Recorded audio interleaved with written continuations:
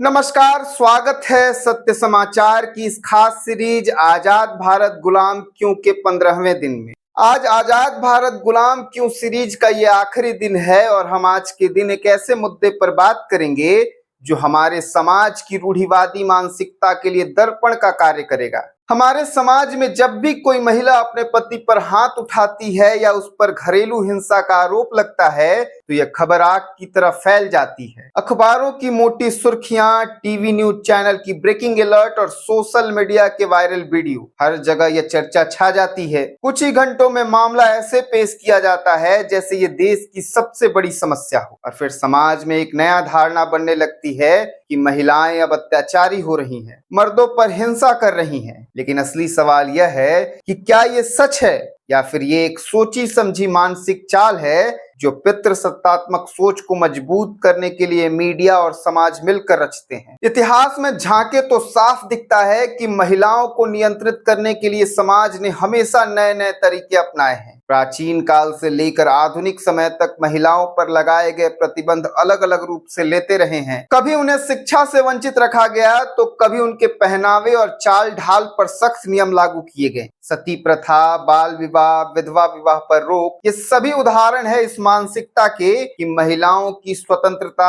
आवाज और विकल्प सीमित किए जाए। यहाँ तक कि 20वीं सदी में भी कई जगह लड़कियों को स्कूल भेजने पर सामाजिक दबाव और विरोध झेलना पड़ा। ये पाबंदियां हमेशा सुरक्षा के नाम पर लगाई गई, लेकिन असल उद्देश्य था नियंत्रण। आज के समय में भले ही कानून और संविधान महिलाओं को बराबरी का दर्जा देते हैं, लेकिन मानसिकता में बदलाव उतना तेज नहीं आया है। छोटे कस्बों और गांव में आज भी लड़कियों के बड़े शहर पढ़ने या नौकरी करने जाने पर घर वालों को डर लगता है कहीं कुछ गलत ना हो जाए। यह डर असल में उनके प्रति सुरक्षा की चिंता कम और उन पर नियंत्रण बनाए रखने की तरीका ज्यादा है। बलात्कार, छेड़खानी और कार्यस्थल पर उत्पीड़न जैसी घटनाएं इन डर को सही ठहराने के बहाना बनती है, जबकि असली समाधान महिलाओं की सुरक्षा बढ़ाना है और अपराधियों पर सख्त कार्रवाई करना है, ना कि महिलाओं की स्वतंत्रता सीमित करना। मीडिया इस मानसिक ढांचे को मजबूत करने में एक अहम भूमिका निभाता है। जब पत्नी ने पति को पीटा जैसी हेडलाइन टीवी पर फ्लैश होती है, सोशल मीडिया पर वीडियो वायरल होता है, तो ये कहानियां असमान रूप से ज्यादा कवरेज पाती है। भारत में राष्ट्रीय अपराध रिकॉर्ड ब्यूरो यानी कि एनसीआरबी के आंकड़े दिखाते हैं कि घरेलू हिंसा के मामलों में 85% से ज्यादा पीड़ित महिलाएं हैं, जबकि पुरुष पीड़ितों की प्रतिशत बेहद कम है। लेकिन इसके बावजूद भी जब कोई मामला महिला द्वारा पति पर हिंसा का सामने आता है तो उसकी कवरेज कई गुना अधिक होती है। यह ऐसा माहौल बनाता है मानो यह कोई बढ़ती हुई सामाजिक महामारी हो। यहाँ मनोविज्ञान का एक पहलू भी है, अवेलेबिलिटी ह्यूरिस्टिक।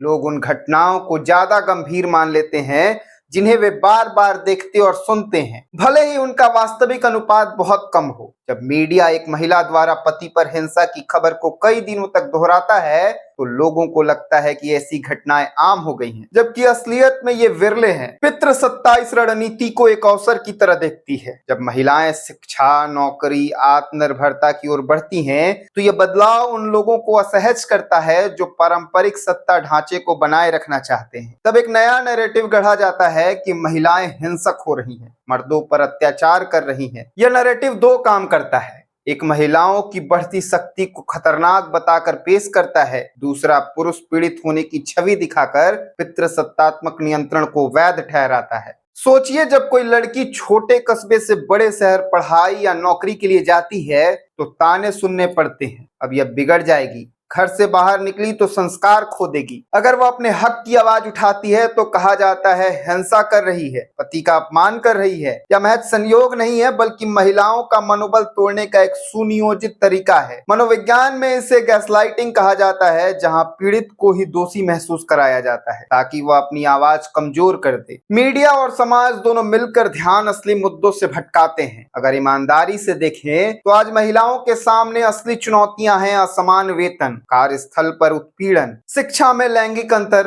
स्वास्थ्य सुविधाओं की कमी और घरेलू हिंसा के अनगिनत मामले जिन पर कोई हेडलाइन नहीं बनती। लेकिन इन विषयों पर चर्चा करने के बजाय पत्नी ने पति को पीटा जैसी खबरें हफ्तों तक छाई रहती है। यह जनता के दिमाग को एक खास दिशा में मोड़ने की कोशिश है ताकि असली समस्याओं पर फोकस ना रहे। यहाँ एक और दिलचस्प पैटर्न दिखता है। जब भी किसी महिला द्वारा पुरुष के खिलाफ हिंसा का मामला आता है तो उसे मजाकिया अंदाज में भी पेश किया जाता है। Social media memes, WhatsApp jokes और हंसी मजाक के जरिए ये संदेश फैलाया जाता है कि अब तो मर्दों की सामत आ गई। यह टोन दिखने में हल्का लगता है, लेकिन असल में यह एक गंभीर सामाजिक चाल है। यह महिलाओं के संघर्ष को महत्वहीन कर देता है और पुरुषों को पीड़ित के रूप में ग्लोरीफाई करता है। तो क्या महिलाएं सच में हिंसक हो रही हैं? या हम बस वही देखने सुनने के लिए तैयार हैं जो हमें दिखाया जा रहा है? अगर हमें बराबरी और न्याय वाला समाज चाहिए तो हमें इस नैरेटिव को चुनौती देनी होगी। हमें तथ्य के आधार पर सोचने की आदत डालनी होगी और यह समझना होगा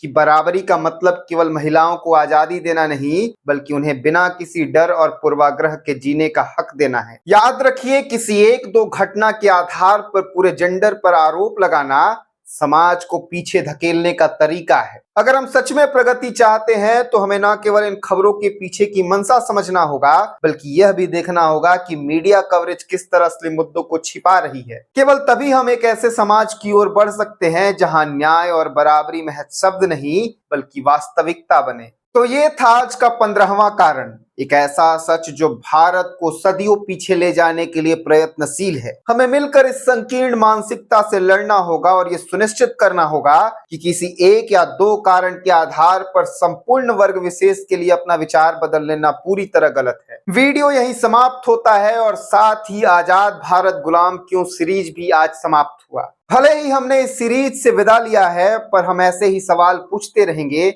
सिर्फ सत्य समाचार चैनल पर। अगर आपने आजाद भारत गुलाम क्यों सीरीज का वीडियो नहीं देखा है तो अभी चैनल पर विजिट करें और पूरी सीरीज को देखें। अब हम विदा लेते हैं एक प्रश्न के साथ, आजाद भारत गुलाम क्यों। जय हिंद।